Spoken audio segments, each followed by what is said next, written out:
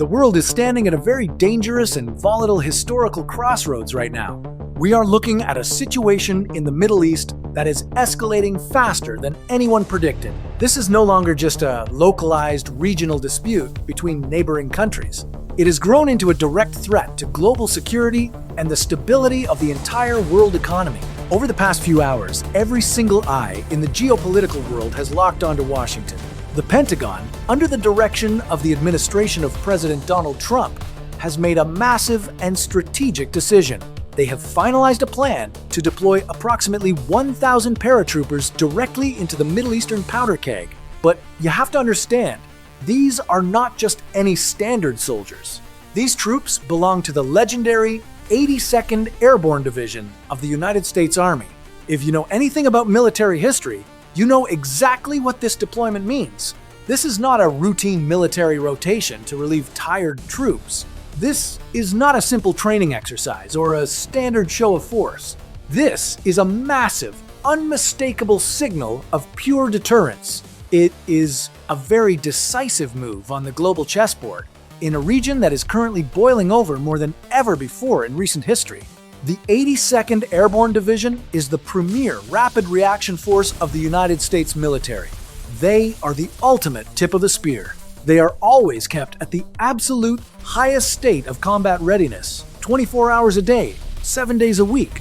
When the President of the United States decides to mobilize this specific force, it sends a very clear and chilling message to the entire world. It tells us that Washington views the current risk level in the Middle East as critically high.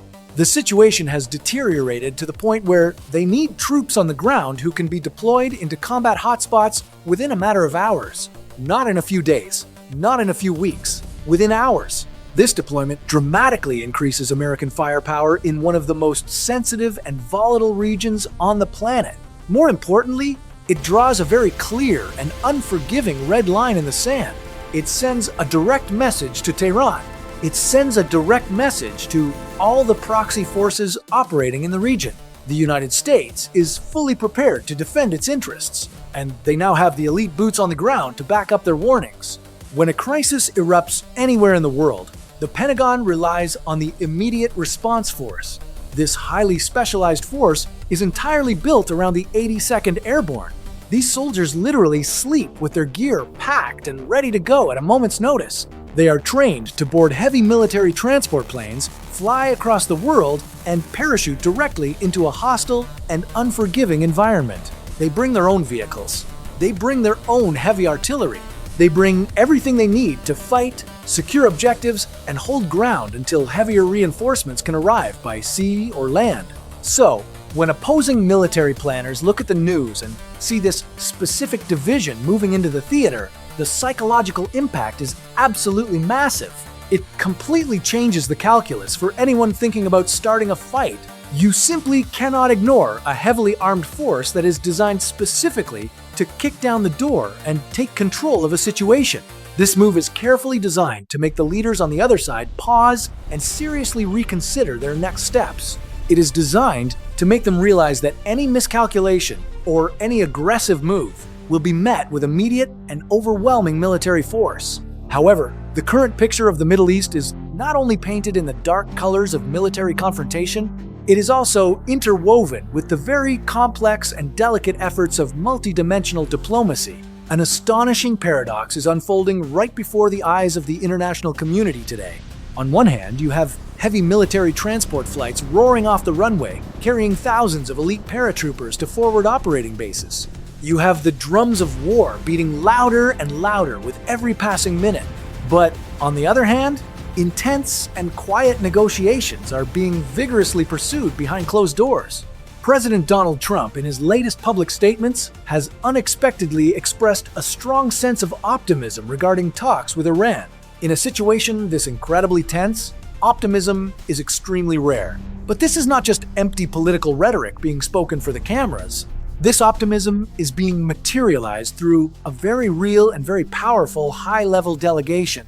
This delegation is being directly led by Vice President J.D. Vance and Secretary of State Marco Rubio. Take a moment to think about the heavy weight of that decision.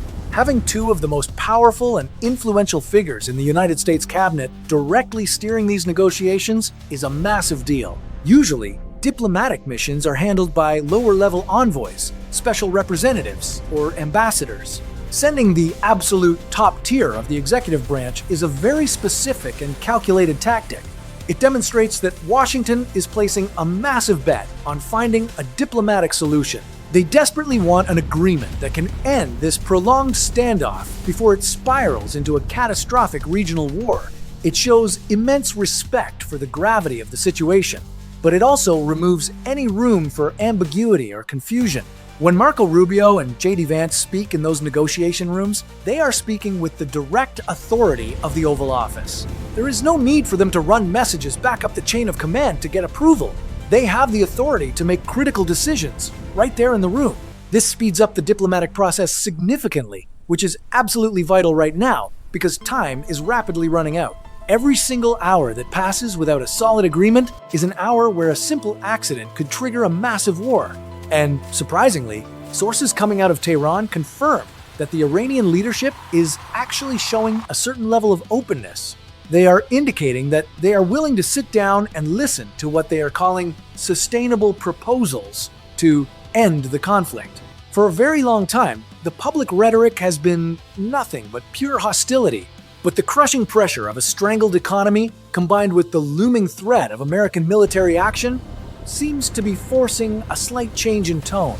What we are witnessing right now is the ultimate implementation of the classic carrot and stick strategy. It is textbook geopolitics being executed at the highest possible stakes imaginable. The stick is the terrifying military might of the United States. It is the 1,000 elite paratroopers from the 82nd Airborne landing right in their backyard. It is the overwhelming threat of direct American military intervention and airstrikes. The carrot is the diplomatic olive branch being brought to the table by Vice President Vance and Secretary Rubio. It is the promise of de-escalation, the lifting of pressure, and potentially avoiding a devastating and bloody war. The United States administration is applying maximum pressure across the board. They are raising the sword of deterrence as high as it will possibly go, while simultaneously offering a clear way out of the crisis. The goal is simple to understand, but incredibly difficult to actually pull off. They want to force the opposing side to the negotiating table, and they want to force them to make real, substantive concessions. However, the definition of a sustainable proposal is where things get incredibly complicated and dangerous. What Washington considers a fair and necessary deal might be seen as total surrender by Tehran. What Tehran demands for their own security and economic survival might be completely unacceptable to the United States and its global allies. Finding the middle ground here is like trying to defuse a complex bomb in the dark. One wrong wire cut or one misunderstood phrase in a tense negotiation room, and the whole diplomatic effort blows up in their faces. Both sides are currently playing a very dangerous, high-stakes game of chicken. They are staring each other down on the global stage, waiting to see who will blink first. The United States has clearly laid all of its cards on the table. They have the military troops positioned and ready to strike. They have their top diplomats in the room, ready to make a deal. The next move completely belongs to the other side. The entire world is watching this delicate and terrifying dance between military buildup and diplomatic outreach. It is a balancing act of historical proportions that will define the future of the Middle East. If diplomacy fails, those 1,000 paratroopers are already in position and ready for combat. But if diplomacy succeeds, this could go down in history as a masterclass in modern geopolitical strategy. We are living through a truly pivotal moment in history right now, and the tension in the air is absolutely palpable. But amidst these fragile hopes for diplomacy, a brutal reality is unfolding on the ground. Chilling reports have just emerged from battlefield correspondents. They have witnessed terrifying signs of cluster munitions being used in recent attacks. These are highly devastating area denial weapons. They cause massive casualties and leave unexploded bombs that threaten innocent civilians for years. Using these weapons pushes the brutality of this conflict to a shocking new level. It sparks global outrage and severely threatens any ongoing peace negotiations. How can leaders build trust at the negotiating table when indiscriminate weapons are raining down on the battlefield? Meanwhile, the flames of this conflict are directly scorching the global economy.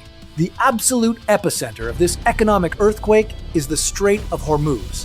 This is a massive global choke point where 20% of the world's daily oil consumption passes through. In a highly aggressive move, Tehran has threatened to charge a mandatory fee for vessels passing through this vital waterway. They are effectively holding the global energy supply chain hostage. Major shipping lines now face two terrible choices. They can pay a massive extortion fee that will wildly inflate global shipping costs, or they can completely reroute their ships around the Cape of Good Hope. This would add weeks to transit times and literally starve the rest of the world of oil. We are already seeing the devastating fallout from this threat. Japan, a massive economy almost entirely dependent on imported energy, has just hit the panic button. They have been forced into an emergency release of their national strategic petroleum reserves just to keep their economy afloat. In Southeast Asia, the Philippines has officially declared a state of national emergency. Severe fuel shortages are causing crippling power outages and pushing millions into hardship. This is no longer just a localized Middle Eastern dispute. It is a direct threat to the daily lives, power grids, and economies of billions of people worldwide.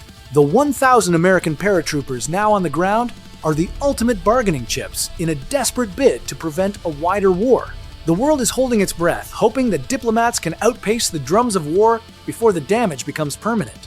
What do you think will happen next in this rapidly escalating crisis? Will diplomacy succeed?